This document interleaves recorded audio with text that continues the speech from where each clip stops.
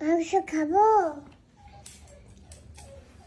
একটুখানি খাই না না প্যারি এখন একটু খাবে না। আমার তো ইচ্ছা করছে না না না, আমার তো ইচ্ছা করছে পরে পরে পরে সকালে। একটু খেলে কিচ্ছু হবে না তোমার কি খুব ইচ্ছে করছে? খুব ইচ্ছা করছে বাবাকে একটু মাংস দেবে দেবে মা বললো মা দেবো মাংস?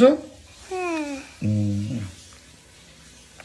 মাংসটা কেমন মাম্মা? ভালো ভালো, হুম, খুব টেস্টি খুব টেস্টি। হুম তোমার কি মাংস ভালো লাগে মা?